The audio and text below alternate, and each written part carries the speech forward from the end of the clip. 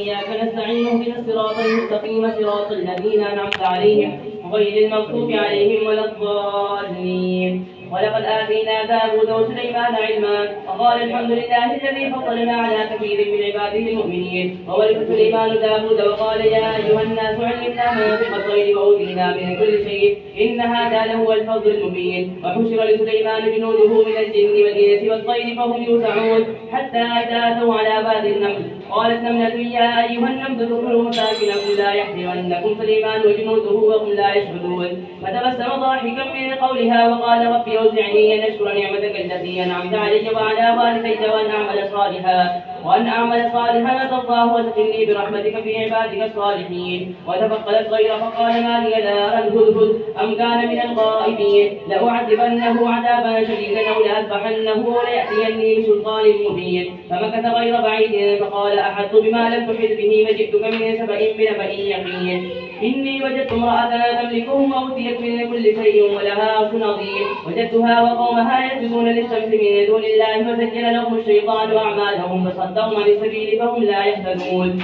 ألا يسجدوا لله الذي يخرج الخبأ في السماوات والأرض ويعلم ما تخفون وما تعلنون. الله لا إله إلا هو رب العرش العظيم. الله أكبر.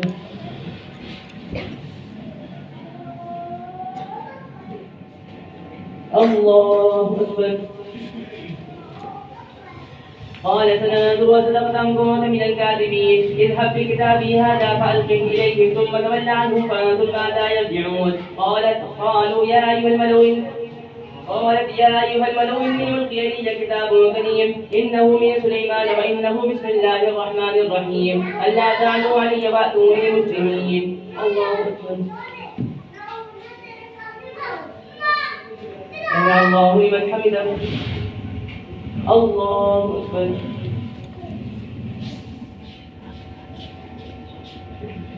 الله أكبر. الله أكبر.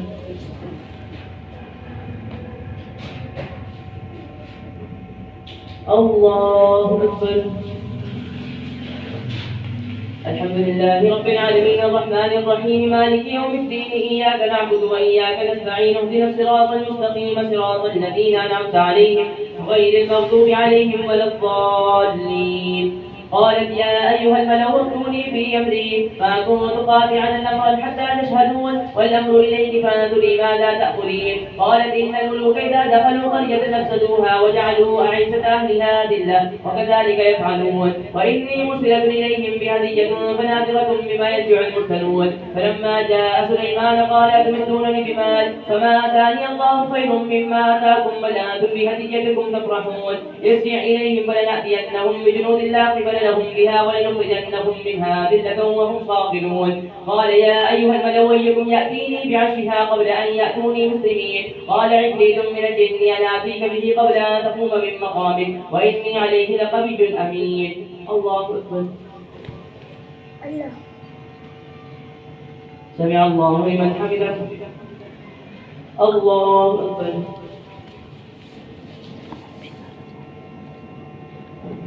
الله أكبر. الله أكبر.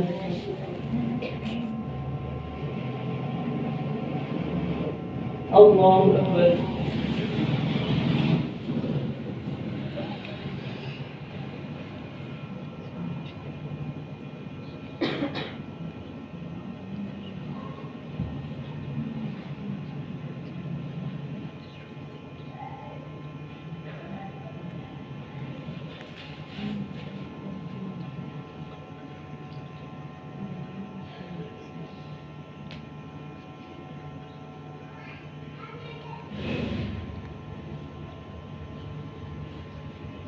السلام عليكم ورحمة الله. السلام عليكم ورحمة الله.